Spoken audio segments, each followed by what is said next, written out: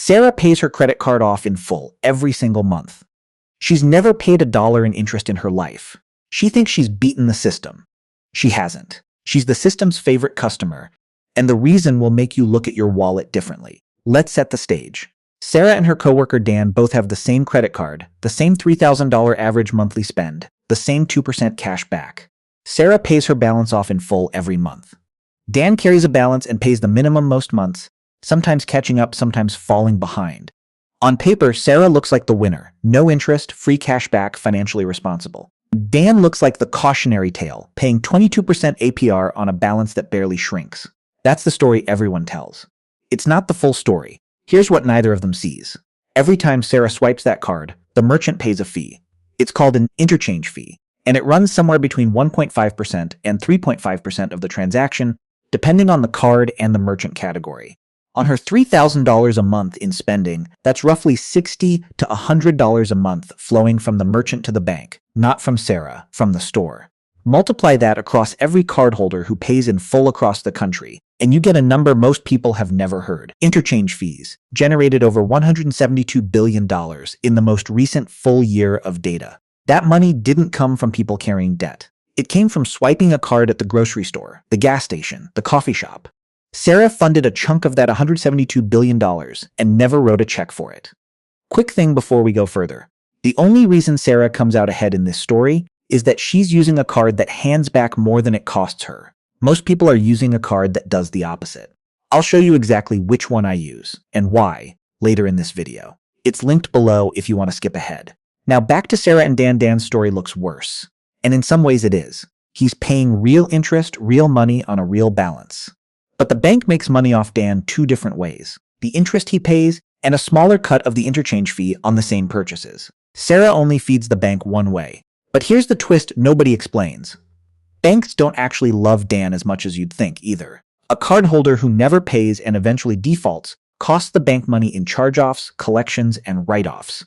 The ideal customer for a credit card company isn't the maxed-out debtor, and it isn't the interest-free saint. It's someone in between, someone who spends a lot, pays on time, but occasionally carries a small balance. That customer generates interchange revenue and interest revenue with almost no default risk. The industry has a name for people like Sarah who never carry a balance: deadbeats. That's the actual internal term. Not an insult, a classification. And even deadbeats are profitable, just not as profitable as the sweet spot in between. Let's follow the money at scale, because this is where it stops being abstract. Say the average card issuer has 10 million cardholders, and the average cardholder spends $2,500 a month. That's $25 billion a month in transaction volume, roughly $300 billion a year. At a blended interchange rate of around 2%, that's $6 billion a year in fee revenue before a single customer pays a cent of interest. Now layer on interest income. If even a third of those cardholders carry a balance averaging $4,000 at 22% APR, that's over $2.9 billion a year in interest, on top of the interchange money.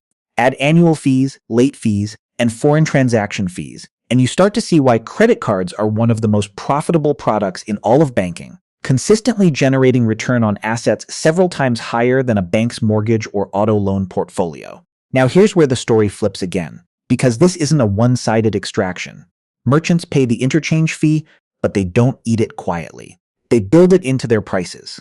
Every product you buy, whether you pay with cash, debit, or credit, has interchange baked into the shelf price. Because merchants can't charge card users more without violating card network rules in most states. That means cash-paying customers, often lower income, are subsidizing the rewards points of higher-income cardholders who pay in full and rack up cash back and travel miles. Studies on this have found that cash users effectively transfer wealth to reward card users to the tune of hundreds of dollars a year on average. Because the price of goods is inflated for everyone to cover interchange, but only cardholders get the rebate. Sarah's 2% cash back isn't free money the bank is generously handing her. It's a fraction of a fee that was already priced into her shopping cart, partially paid for by people who don't even own a rewards card. Let's zoom into 3 years of Sarah's card usage to see what she's actually generating for the bank. Over 3 years at $3,000 a month in spend, that's $108,000 in total purchases.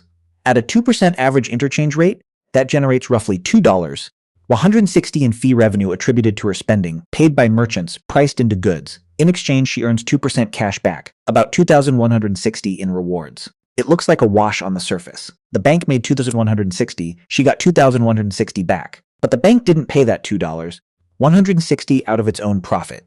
It funded her rewards using merchant fees, then still keeps its own cut through network fees, processing markups, and the float on funds between the transaction and settlement. The bank is never the one losing money in this loop. It's structured so someone always pays, and it's rarely the bank. Dan's 3 years look different. Same $3,000 monthly spend, but he carries an average balance of $2,500 at 22% APR. That's roughly $550 a year in interest, $1,650 over 3 years, on top of contributing to the same interchange pool as Sarah. Dan is paying twice. He's subsidizing merchant fees baked into prices just like Sarah, and he's paying real cash interest on top. Over 3 years, Dan has handed the bank close to $3,800 more than Sarah in direct value, not counting the fact that his risk of missing a payment also generates late fees, which run $30 to $41 per missed payment under current regulations. There's a mechanic inside interchange that almost nobody outside the payments industry has ever heard of, and it explains why not all cards are created equal from the bank side of the table. Interchange rates aren't flat. They're tiered based on the card type.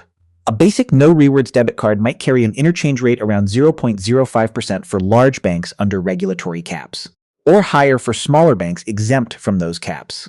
A standard rewards credit card sits somewhere around 1.5% to 2%. A premium travel card with a big annual fee and elite perks can push interchange rates up toward 2.5% to 3.5%, because premium cardholders tend to spend more per transaction and the network charges merchants more to accept that card. This is why some merchants quietly discourage or even refuse certain premium cards.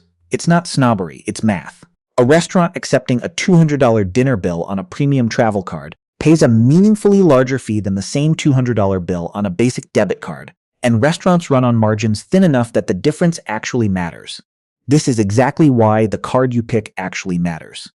Not all rewards cards are funded the same way, and most of the best card lists online are ranked by who pays the highest affiliate commission, not who actually pays you the most back. I looked through the no annual fee tier specifically, because that's where Sarah's profile pay in full, no interest ever comes out ahead.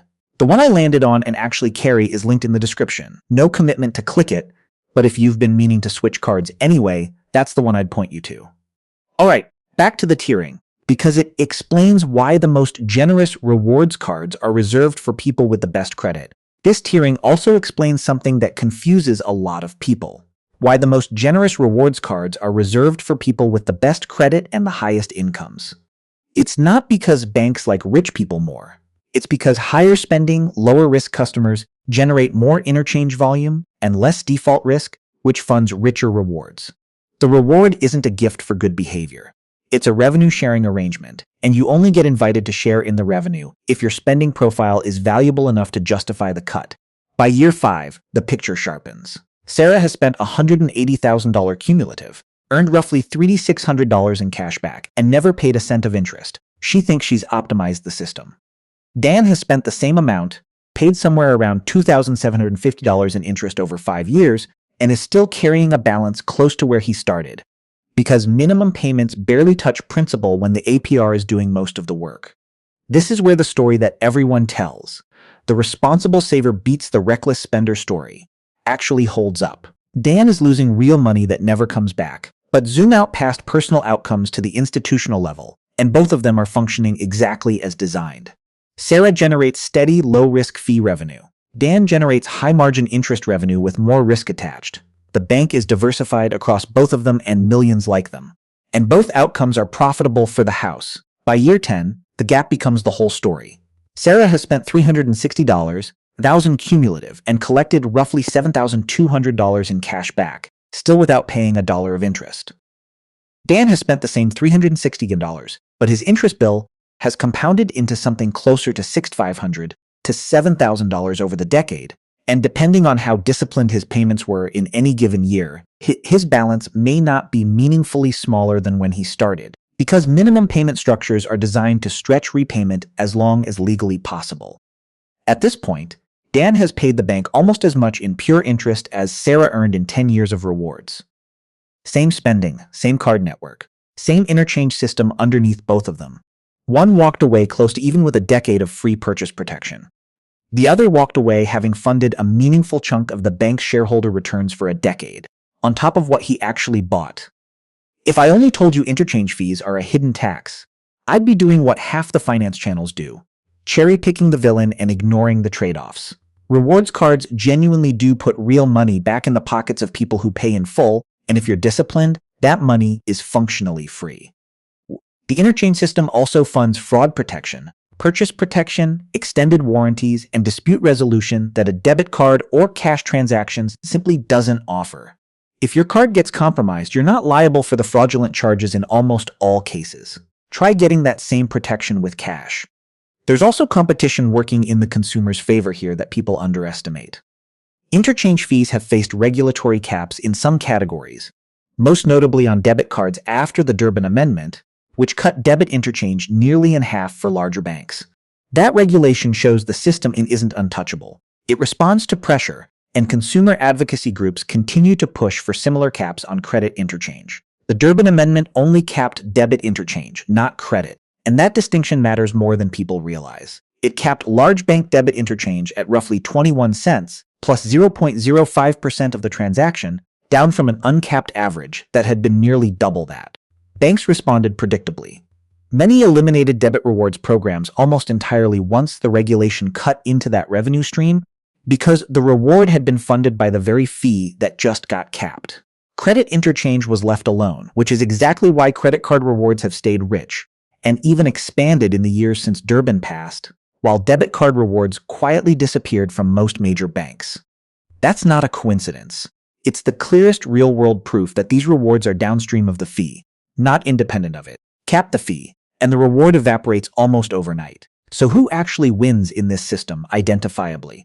If you pay your balance in full every month and use a card with no annual fee or a fee low enough that your rewards clearly exceed it, you are close to a net winner, capturing rewards funded by a fee structure you're not personally paying out of pocket in interest. If you carry a balance, the math flips immediately and decisively against you, because 20+% APR erases any rewards benefit within weeks, not years. If you're a small business owner accepting cards, you're on the other side of this entirely, paying real interchange costs that eat into margin, which is why many small merchants either build in the cost, offer cash discounts where legally allowed, or set minimum purchase amounts for card use. The debate everyone has is rewards cards versus no cards, but that's the wrong framing. The real question is which side of the transaction you're standing on, and whether you're the one who pays the fee or the one who's shielded from it. Sarah thought she found a loophole. She didn't find a loophole. She found the specific seat in the system that was built for her, the seat that keeps the entire machine solvent by not costing the bank anything, while still generating fee revenue off her spending.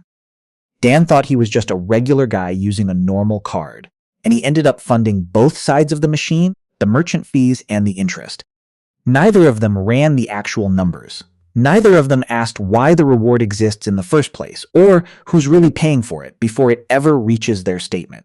And that's the pattern with almost every financial product marketed as a benefit.